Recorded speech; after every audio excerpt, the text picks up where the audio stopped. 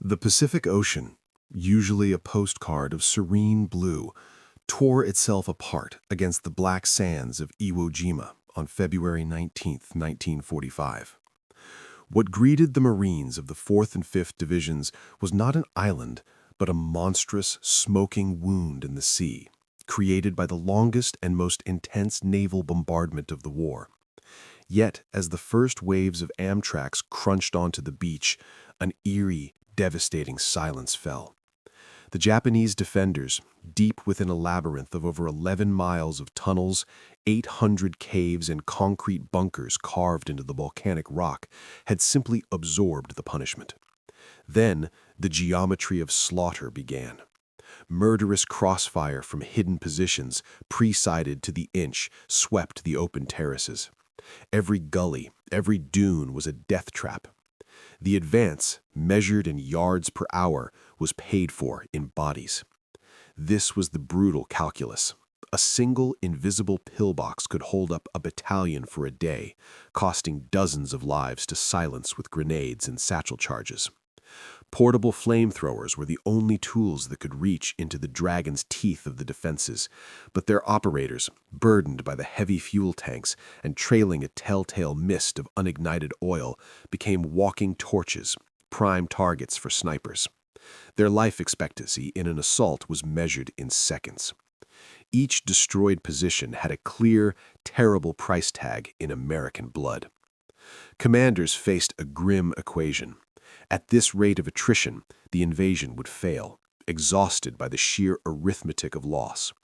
The island's terrain, a nightmare of soft ash that bogged down men and vehicles, and steep rocky gorges, favored the defender infinitely. Every foot gained was a subtraction from the division's strength. Intelligence maps showed a network of defenses, but reality was worse. The entire island was a fortress. Mount Suribachi loomed in the south, a dormant volcano turned into an observation post and artillery director. To the north, a complex known as the Meat Grinder waited. The initial optimism of a quick victory evaporated on the first day. The war had encountered a new formula, and the United States was on the losing side of it. The solution would not come from more men or more courage. Both were being spent at an unsustainable rate. The solution had to come from a machine that could balance the equation, something that could deliver hellfire from behind armor. Unbeknownst to the men dying in the ash, that machine was already on a ship, rushing toward them. The mathematicians of death were about to get a new, terrifying variable.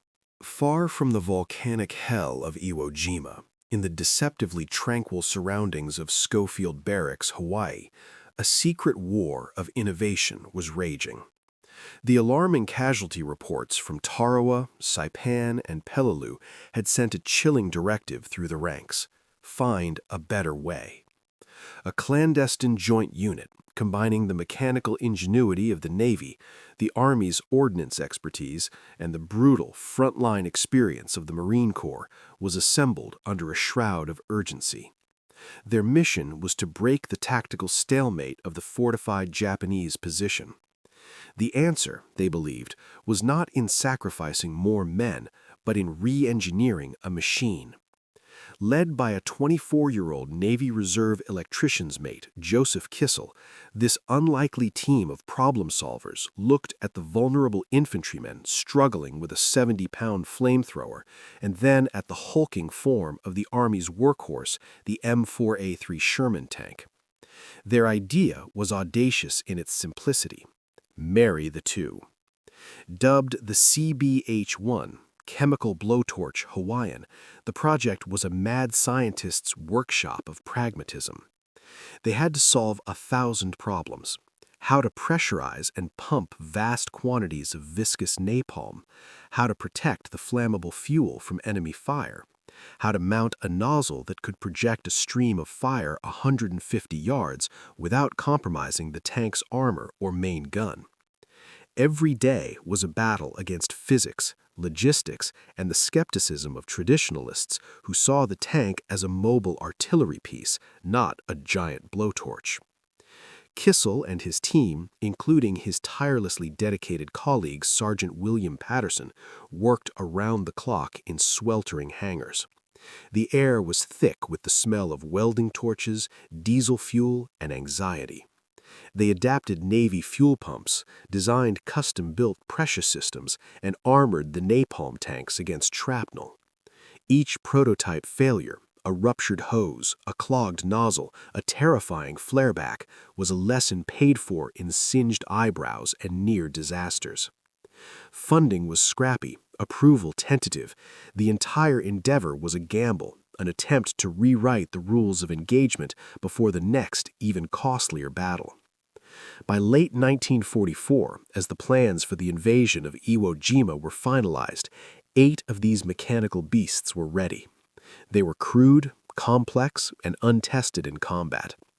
As they were loaded onto landing ships, they represented not just a new weapon, but a profound hope, a calculated risk to alter the grim mathematics of the Pacific War.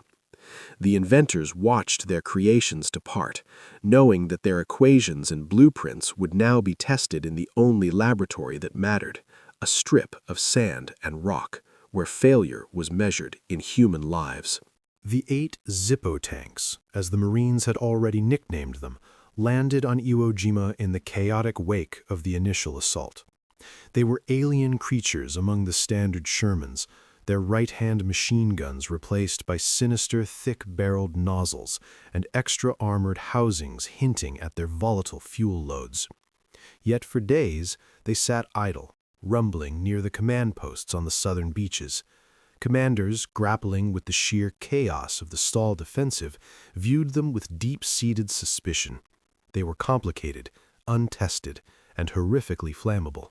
Sending a tank packed with thousands of gallons of napalm into a maelstrom of Japanese anti-tank fire seemed like a recipe for a spectacular, crew-cremating disaster.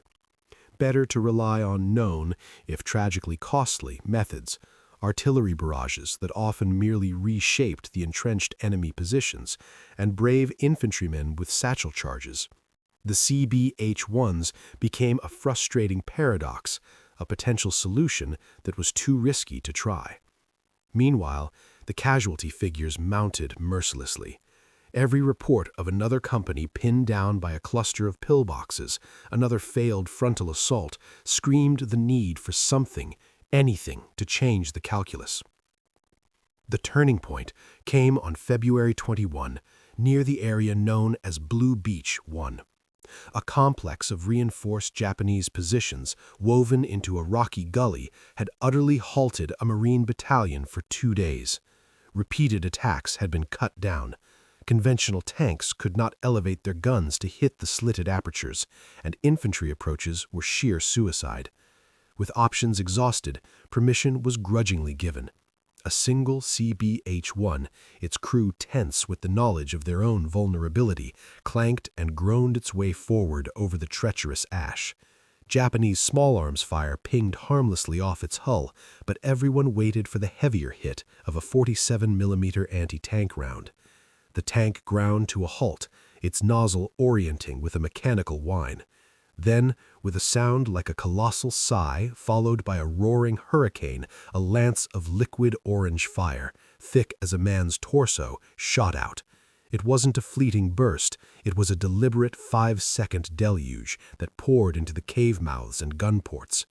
The napalm clung and flowed, seeking every crevice, burning with a heat so intense it sucked the oxygen from the underground chambers. When the flames ceased, an eerie silence fell over the battlefield. A black, oily smoke coiled from the positions. The Marines, who had watched in stunned awe, then advanced and met no resistance. The stronghold was a scorched tomb. News of this alchemical victory, turning fuel into saved lives, rippled through the front line with the speed of lightning. In 5 seconds, skepticism evaporated. The Zippo was no longer a curious experiment. It had become the most sought-after asset on the island, the key to unlocking a door that had been sealed with American blood. The word of the Zippo's devastating debut spread through the Marine regiments like a shockwave. Overnight, the 8 experimental tanks transformed from curiosities into legendary saviors. A new, grimly efficient routine emerged. Wherever the advance bogged down against a honeycomb of concrete and rock, the desperate call would go out, "Send a Zippo." The tanks, painted in eerie, subdued patterns, became a constant, rumbling presence at the front, their very arrival boosting infantry morale and casting a pall of dread over Japanese positions. They worked with terrifying efficiency, methodically cleaning out gulches, silencing pillboxes, and purging cave networks with long, gouting streams of fire that turned fortified landscapes into infernos. The psychological impact was as potent as the physical. Defenders who would fight to the death against infantry often broke and fled at the sight of the flame projector swiveling toward them. Casualty rates in supported assault units plummeted. Commanders quickly realized that an attack with a Zippo was not just more effective, but infinitely more survivable. Soon, Marine infantry commanders began to outright refuse to advance without flamethrower tank support, creating a logistical and tactical crisis. The weapon designed to solve a brutal equation had created a new problem. Demand had instantly and utterly outstripped the microscopic supply. With only 8 functional vehicles for an entire division engaged in the fiercest fighting of the Pacific War, the machines and their dedicated support team were pushed to the absolute brink. The CB-H-1s, never designed for such relentless combat, began to falter under the strain. The complex plumbing of pumps and pressurized lines clogged with gelled napalm or cracked under constant vibration. Nozzles eroded from the intense heat. Tracks were blown off by mines, and Japanese gunners, learning to fear the flamethrowers above all else, focused their anti-tank fire on them. Behind the lines, in a hazardous maintenance area constantly under shell fire, Joseph Kissel and Sergeant William Patterson waged their own endless battle. They worked 20-hour days, soaked in fuel and grime, cannibalizing parts from damaged tanks to keep others running. Their world was a deafening symphony of wrenches, cursing, and the ever-present thunder of the front. Every tank they desperately patched up and sent back into the fray represented hundreds of Marine lives potentially saved, a weight that crushed them with responsibility and exhaustion. They became ghosts of the mechanical world, their existence measured and fuel filters replaced, hydraulic lines bled, and engines revived. The front line's insatiable appetite for flame was slowly consuming its creators. In the northern reaches of Iwo Jima, the war descended into a new dimension of hell. Here, the Japanese had engineered a defensive masterpiece known to the Marines as the meat grinder, a triangular fortress of mutually supporting positions anchored by Hill 362, Turkey Knob, and the amphitheater, a bowl-shaped valley of sheer rock walls honeycombed with caves. For 9 days, the 4th Marine Division hurled itself against this complex in a series of frontal assaults that achieved nothing but staggering loss. Artillery shells burst harmlessly against the reinforced slopes. Infantrymen, picking their way through jagged ravines, were cut down by interlocking fields of fire from positions they could not even see. The very geography seemed to conspire with the enemy. Every yard gained was a yard deeper into a kill zone. The casualty lists grew into the hundreds, then thousands, with no corresponding gain on the maps. A grinding, demoralizing stalemate set in, threatening to halt the entire American advance on the island. The meat grinder was living to its name, consuming battalions with mechanical indifference and proving that courage alone was insufficient against perfected, entrenched death. The order to commit the Zippo tanks to this sector was an act of desperate faith.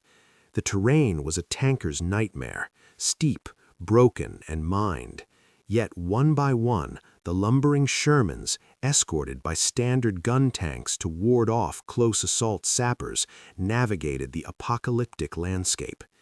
What happened next was not so much a battle as a terrifying application of industrial-scale purification. Where infantry had died to silence a single pillbox, a Zippo would now approach, its nozzle dipping into a crevice or pouring a cascading river of fire over a rock face.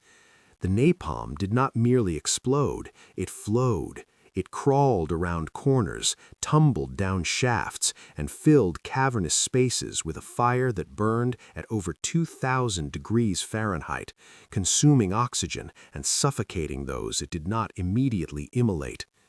The effect was instantaneous and cataclysmic. Strong points that had withstood weeks of bombardment fell in minutes. Their defenders, emerging as human torches, were not emerging at all. The psychological breakthrough was total.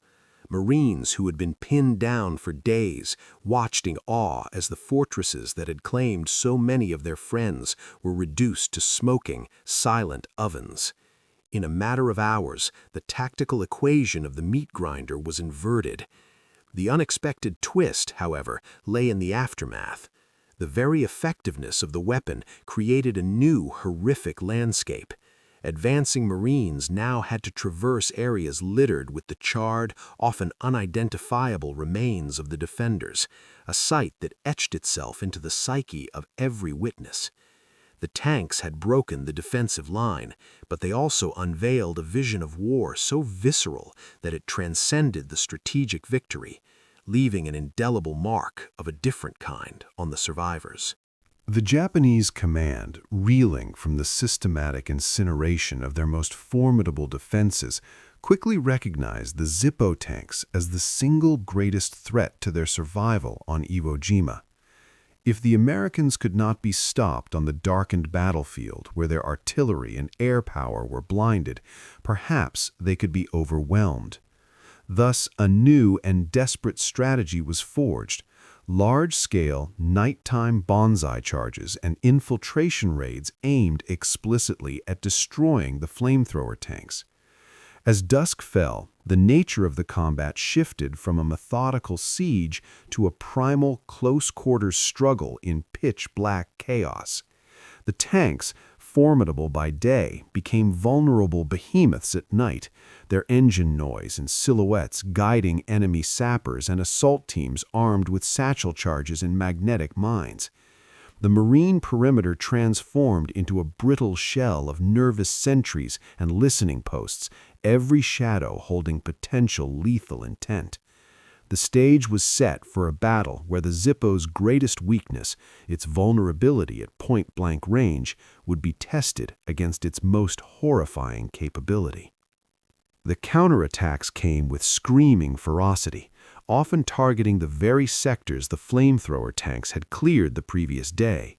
In one such engagement, a coordinated Japanese force surged through a gully, overrunning forward foxholes and heading straight for a pair of Zippos parked in a support position. What followed was a scene from a medieval nightmare, illuminated by flares, tracers, and sudden, terrifying geysers of flame. As enemy shapes swarmed the tanks, the commanders, fighting in a cacophony of noise and confusion, made a fateful decision. They traversed their main flamethrowers not as precision instruments, but as weapons of area denial. Sweeping arcs of napalm cut through the darkness, painting fleeting, horrific tableaus of advancing figures instantly transformed into living candles. The effect was both militarily decisive and psychologically shattering. The attack broke against this wall of fire. However, the victory came at a profound cost. The intense close-range usage strained the systems to the breaking point, and the crews, already exhausted, were now traumatized by the intimate horror they had unleashed. Furthermore, in the frantic defense, one Zippo had been forced to deploy its flames so close to American lines that the searing heat ignited ammunition and forced nearby Marines to abandon their positions. The weapon had saved them from the enemy, but in the utter darkness, the line between salvation and indiscriminate annihilation had proved dangerously thin. By mid-March 1945, the battle for Iwo Jima had become a war of brutal attrition. The 8 Zippo tanks, which had once represented a novel experiment, were now the scarred, indispensable workhorses of the entire campaign. Their mechanical condition, however, mirrored the exhaustion of the men around them. Operating in a harsh environment of abrasive volcanic ash and under constant threat, the complex systems devised by Kissel began to fail with alarming frequency. Pumps seized, electrical systems shorted out from the humidity and corrosion, and the relentless firing cycles warped crucial components. The tanks themselves, though never destroyed, were riddled with bullet pocks, shell fragments, and the ominous scars of near misses from larger caliber weapons.